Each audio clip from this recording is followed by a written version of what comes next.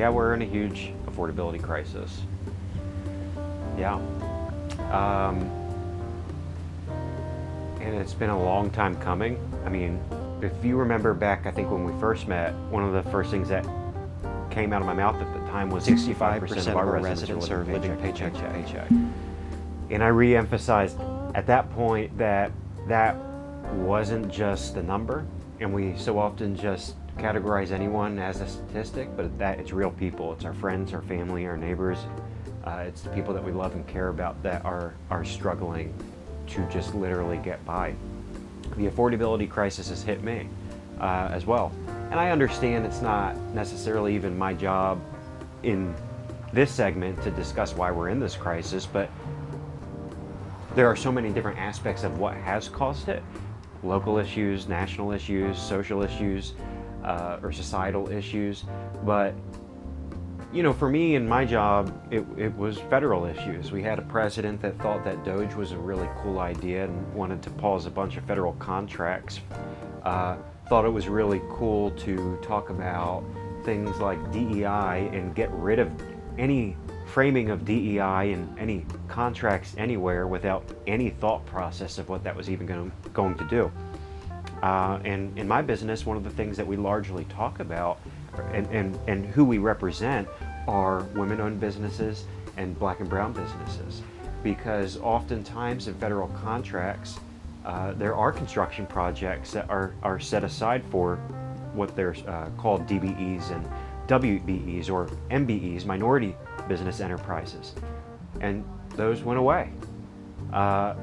It made it a lot more difficult for people to be awarded contracts, and so a lot of my clients are suffering, and as a result, I mean, I'm down at least, I'm not going to say the exact number, but I'm struggling this year, and so everyone's struggling through the affordability crisis. You know, I want to really, I guess, just talk about things locally and recognize where we can do better. And that should be at the forefront of everyone's mind. We have our own government, our own system, our own problems, and what can we address? One of the things that is something that the city's working on right now, and it was approved years ago. They finally approved the bylaws. It's the Public Facility Corporation, the PFC. And the PFC was designed to be able to negotiate on our behalf for affordable housing throughout the city. Oftentimes we have cast that responsibility out to the Denton Affordable Housing Corporation, to other nonprofits or other organizations, but now the city actually gets to get involved in that. And that's important specifically because of the fact that when you have affordable housing that you're creating, that's property taxes that are, you know, going off we're not collecting them anymore.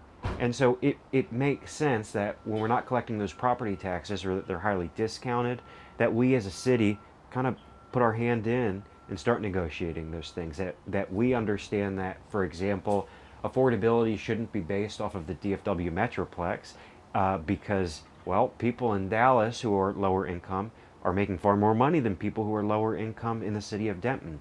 And so I'm really excited about the PFC, because if it's ran correctly, it's really going to help people here in this community have actual affordable housing. A lot of what we call affordable housing isn't really affordable housing, if you ask me.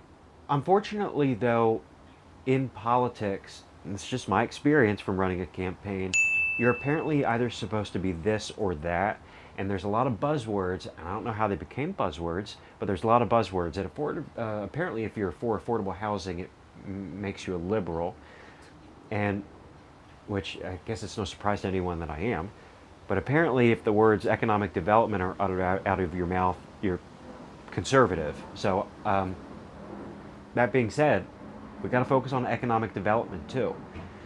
I think that word's been hijacked by so many people, maybe that's why, but when I talk about economic development, it's about upward mobility. And I think we really need to pay attention to economic development in this community. What is it, right? I mean, for too long, that's been, you know, maybe it's a good idea to have a second Home Depot. Maybe it's a good idea to have a second Target.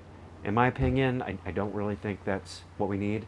I don't think we need to be giving away, again, property tax revenue for huge corporations that aren't paying people very well. I think that's not wise. I think that's making the affordability crisis worse because there aren't actually real sustainable jobs being created in this community. But look at people like Stoke Denton. Stoke Denton received $160,000 for the next year from the city to help as an incubator for small businesses, but maybe we need to pay more attention to talking to Heather Gregory from that organization. Like, do they need more money, right? Is there more that we can be doing for small businesses and really focusing on them? People are going to get so tired of me talking about this because I've talked about it like 7 times with you, but I use the Michelin Guide as an example. The city of Denton had an opportunity to invest $75,000 to just be a part of that dining guide. It would have allowed this organization to come into our community and start reviewing our restaurants.